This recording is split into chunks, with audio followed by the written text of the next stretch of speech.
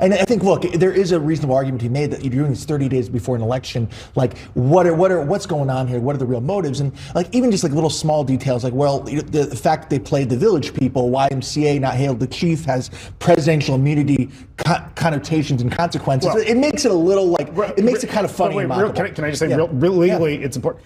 This whole, why are they doing this 30 days before? That is entirely a function of the Supreme Court's calendar.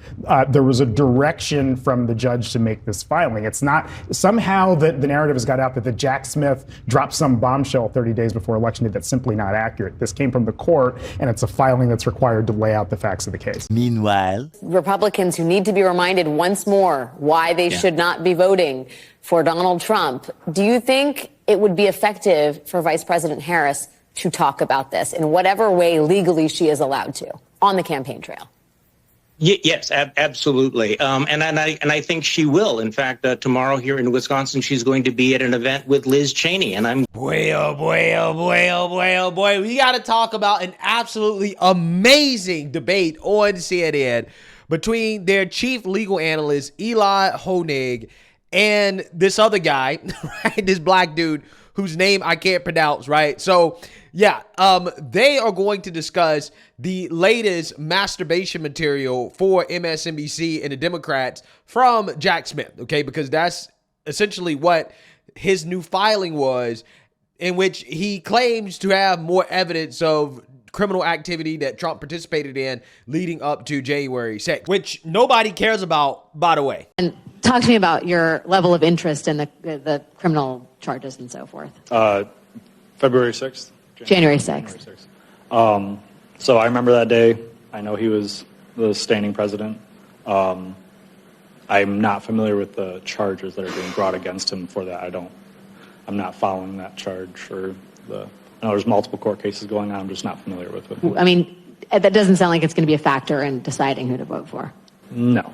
Okay, so when I say January 6th, what do you think? Oh, I just remember seeing it on the news, like all the riots and stuff. Don't really know what it was about or what happened, though. How did it make you feel when you saw it? I don't know. I don't really feel any way about it. People showed their emotion, I guess. Probably in the wrong way, but it happened. But we all know what's actually really going on here is that this is election interference, okay? This guy is going outside of all the norms that these people know that is usually followed right before an election because he wants to try to influence the outcome of the 2024 election. That's what he's trying to do, okay? All the honest actors know that this is what he's trying to do. It is extremely obvious that this is put out there for MSDNC and for Democrats to run with, to use against Trump, okay? And Elie Honig is going to be an honest legal analyst on CNN and say, hey, yeah, this is obviously election interference. In fact, this guy wrote a whole column in New York Magazine basically destroying Jack Smith's filing as procedurally backwards. And this is why I have to remind you guys that all the legal analysts at MSNBC and CNN, the Trump deranged Democrats, they hate this guy because he doesn't play the Trump derangement game when it comes to these legal cases. He just calls it like he sees it. It doesn't matter if it upsets people on the right or people on the left. He calls it like he sees it. And this is why they hate this guy. Take a look. When you turned on CNN or MSNBC, whether it was Elie Honig or Ari Melber on MS, they were pushing this narrative. Let me just jump to those idiots for a quick second before you finish your question. There's something very wrong with Elie Honig, to be honest with you. There's something really fundamentally fucked up with this guy. I used to actually say, oh, yeah, he's a friend of mine, to the extent that, we would speak to each other. He's on my podcast like 7-8 times. He's trying to be just like Ari Melber. They're trying to be contrarians. They're trying to show, we don't really sort of play this one side. Well, there's only one side to truth. There's only one side to being right.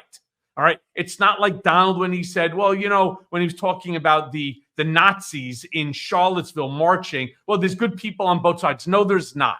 All right. It's the same thing. Melber's an idiot. So is Elie Honig. By the way, how do you know that Elie Honig is an idiot? How do you know that he's wrong? Because Donald Trump was held accountable and guilty on 34 counts, despite all of Honig said, well, I wouldn't be shocked if it's an acquittal. He goes, I never liked this case at all. They never should have brought it. It's a weak case. And you really aren't going to be able to put the misdemeanor into the federal crime. I've never heard of anything like that. That's because he was a shit lawyer all along. Yeah. So again, this is why they don't like this guy, right? Because he calls it like he sees it. Okay. He's honest. You might not agree with it all the time, but he's honest. So I got to give him some credit. With that being said, before we get into this video, I just want to remind you guys that you should make sure that you are registered to vote, because if Trump loses this election, they're going to try their best to throw this man in jail. And if he wins the election, then it is likely that he will have these charges dismissed. Okay, so there's a whole lot on the line. So make sure that you guys register to vote. There's a whole lot of information out there to make sure that your voter registration is up to date, that everything is correct going into the ballot box, so that you have no issues, no problems, because we're going to need everybody's vote in order to win this election in a landslide. Okay, it is possible. We can do it, but everybody has to do their part and make sure that they are registered to vote and to actually go vote. So without further ado, let's get into this. Can I ask you about the other thing the judge did today, which was move the deadline for when Trump's team has to respond to what we went through last night, all this evidence that we had never seen before, some of it in the election interference case against Trump, saying this can still go to trial despite what the Supreme Court argued. It's November 7th, 2 days after the election. Would they want to not rebut that before the election happened? Yeah, it's a good question. You would think Trump would want to put in his, hey, here's my response to this thing you all just saw. It's not going to trial, obviously, for a long time, because it's going to go back to the Supreme Court. But this is what's unusual about the way this whole thing has played out. The brief we saw last night, procedurally, it's all backwards. The way it works, you've been in the prosecutor's chair. You get your indictment as a prosecutor. Then the defense says, here's the motions I'm going to make to try to dismiss. Jack Smith here said, I want to go first and I want to speed it up. And Judge Chutkan agreed with him. And that's why we've now seen this document 30 some days before the election. They really flipped ordinary procedure on its head here to get it done. Well, that's why Trump is quoting you on Truth Social today. Yeah. You titled this Jack Smith's October cheap shot. Yeah, I stand by that. Look. Jack Smith took the established normal procedures of any case and he said, I want to go first. Judge Chutkan said, this is an unusual request, and then let him do it. There's no reason to speed it up. There's no reason to flip it unless you, as Jack Smith, believe, well, the American public needs to see this before the election. That's not your job as a prosecutor. And I argue in the piece, it violates longstanding DOJ policy to do anything with an election in mind. But it is. Ding, ding, ding, ding, ding. Right? They don't like to hear that, right? But he's basically saying the quiet part out loud that everybody knows, right? If you're honest, okay? If you're actually honest, if you're an honest lawyer, everybody knows what Jack Smith is doing. And he's the only person with enough cojones to come out and to say it out loud and say, well, what he's doing is not normal, right? He's clearly doing this because he believes it's his job to try to affect the outcome of the election, to tell the voters that they need to know about all the gossip and hearsay that allegedly was said in the White House leading up to January 6th, which, again, we don't know if this is true or not. We have no clue whatsoever. Again, it sounds like gossip and hearsay to me, okay? It sounds like a whole bunch of BS, right? But it's not his job. It's not his job to do that. But again, this guy, because of how Democrats and MSNBC have essentially treated him as if he is God's gift to earth, he feels empowered to step in and try to interfere with the election. And everybody knows that's what's happening. It is out there, and it is really interesting. We read through it all here last night. It's fascinating. And there's one part we didn't get to last night, Tem, and since you were on the January 6th Congressional Committee helping them with their very exhaustive investigation, I wonder, one, if you knew about this and what you make of it, which is this detailing about how Trump operatives were trying to cause chaos during the election. And this has to do with two unidentified Trump campaign workers in Detroit. It's on election night. Everything's getting crazy. And when a colleague told an unidentified person, we think a batch of votes heavily in Biden's favor is right, that unnamed person responded, find a reason it isn't. Give me options to file litigation. When the colleague suggested that there was about to be unrest at the polling place, this person responded, make them riot, do it. Now, we don't know who that was, but they were clearly trying to have some kind of moment where it looked chaotic. It looked like we didn't know who these votes were for, if they were legitimate, when they were, and they just wanted there to be a scene that they could use to their advantage. So that was new to me. That's something that I was not aware of, and I think it is damning, but I think it's consistent with what we've seen with both the former president and his allies, which is that they knew that their actions were likely to cause violence, and they wanted to cause violence. I think it's entirely consistent. And I must, if I could, Caitlin, I want to go back to what Elie said on the Jack Smith, which I must vigorously disagree with the contents of Elie's article. I don't think what Jack Smith here has done is abnormal. The DOJ rule reference about taking actions within 60 days is informal law. That's not the right rule. That's not the right rule. You're talking about a rule that I'm not talking about. If I could, I think what I found problematic in that article, it suggests that Jack Smith is purposely trying to impact the election. It suggests that Jack Smith going first is so abnormal because it's putting some kind of mens rea, which is state of mind in Jack Smith. The Supreme Court told Jack Smith to go forward and do exactly what he's doing. Jack Smith filed that brief under seal. Judge Chutkan chose to unseal this, not Jack Smith. And I do take issue with the framing that this case has been delayed or is going forward at this time because of Jack Smith. It was delayed because the Supreme Court took so long and took its action. It was delayed because the former president has sought at every angle to stop this from going forward. So I do think that, personally, for me, I think what Jack Smith has done so far is prosecute this case honorably, quickly, and appropriately, and the public has a right. There is a public interest in an open process, which means seeing this evidence, which means moving quickly, and yes, moving quickly before an election. That's what should happen. The people should know what happened and get the evidence that a grand jury, as beyond probable cause, said that the former president likely committed these crimes. So the people should get to trial as quickly as possible and should not be stopped because an election happens to be happening. He's a defendant first, candidate second. How many times did you ever file your motion first before there was a motion to dismiss as a prosecutor? How many times ever? How many times have I ever prosecuted a former president for these crimes? This is a unique circumstance. The Supreme Court. You can't just say the rules are thrown out because he's really bad. Then there's no principles. What I'm saying is that a conservative Supreme Court told Jack Smith, take this back to Judge Chutkan and do exactly what he's doing now. No, they did not. They did not say you go first, you rush it. The way motions work, you know this. The defense makes the motion first. They get to say, here's the basis. It got flipped on its head. And let me talk about the delay issue. How long did it take DOJ to charge this case? How long did it take DOJ to charge this case? Listen, hold on. My turn now. Go ahead. 2.5 years.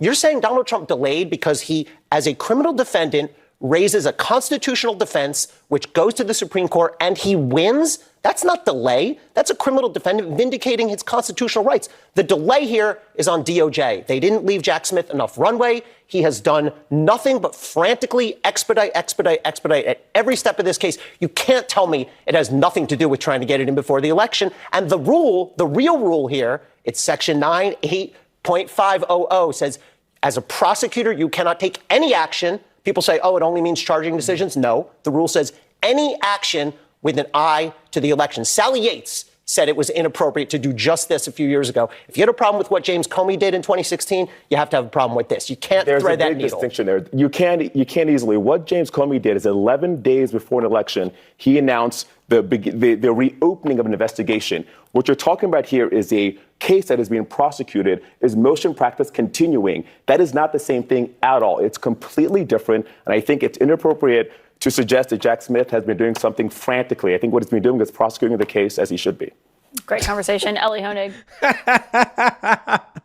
Yo, shout out to my boy Elie Honig, okay? Because he's a real one, okay? He's a real one. Again, I'm not always happy when I hear what he has to say when it comes to his legal analysis, right? It doesn't always make me feel good. But at least I know, I'm like, okay, he's giving his honest opinion. Right or wrong, he's giving his honest opinion, right? And in this case right here, he's calling out the clear hypocrisy from the Democrats who were boo-hoo-whining and crying about James Comey and his reopening of the case against Hillary Clinton before the 2016 election, okay, when it came to her classified information on the service case. In that situation, the left, the Democrats, they were boo-hoo-whining and cried, right? They were calling that election interference, right? A lot of them believe that James Comey is the reason why Hillary Clinton lost, right? They're boo-hoo-whining and crying. They say, no, you can't do this right before the election. But when it comes to Trump, though, they'll throw out all those so-called principles that they claim they had in order to get Trump, right? Because it's never been about them standing on principle, right? They don't actually believe the things that they claim they believe. No. It's all about let's get Trump, right? We have to take down Trump no matter what. It doesn't matter if we do the exact opposite of the things that we believe in. It doesn't matter if we do the exact same things that we're accusing our opponents of doing that we say is so bad and so terrible. It doesn't matter because Trump evil, Trump bad, Trump Hitler, right? So it's justified for us to do anything, okay, outside of the norms, right, to violate whatever procedures that are normally done in order to get Trump, right? It doesn't matter if Letitia James is stretching the hell out of some statue that is designed to protect regular, normal, everyday people to take down Trump, although he was engaged in a business transaction that was done between sophisticated financial entities in which nobody was hurt, okay? Nobody lost any money. Nobody was defrauded. It doesn't matter, okay? She can do that. It doesn't matter that Alvin Bragg is just making up crimes at this point, right, in order to go after Trump. It doesn't matter that New York is changing around their laws and the statute of limitations to allow E. Jean Carroll to sue Trump for something that she doesn't have any evidence of. Nobody has any evidence of whatsoever that happened 30, 40 years ago. That doesn't matter because it's Trump. And we're allowed to just do anything that we want, no matter how authoritarian it is, no matter how effed up it is, no matter how sick it is, no matter how overtly fascist that it is. We don't care because it's Trump. And because it's Trump, it's justified. And Elie Honig is one of the rare people in the mainstream media that's allowed on CNN that will call it like it is and tell the truth and say, listen, it's not right. You might not like Trump, but it's not right for you to do the things that you're doing, okay, in order to get Trump. And it is clear and obvious that Jack Smith is doing what he's doing right now to affect the outcome of the election. And all these so-called lawyers on national television that are pretending that that's not the case are weaponizing their legal degrees to mislead the American people about what Jack Smith is actually doing. Just like a lot of these journalists are weaponizing their journalist titles in order to mislead the American people. The liberal media is nothing more than full-blown Trump deranged propaganda. And I am just thankful that CNN, at least for right now, allows some people on the network that are willing to tell the truth about what's going on, which is that clearly they are trying to politically persecute Trump, and they will do anything in order to stop the man from winning the election. So let me know what you guys think. Make sure you like, comment, and subscribe. Most importantly, share a Black conservative perspective. Peace.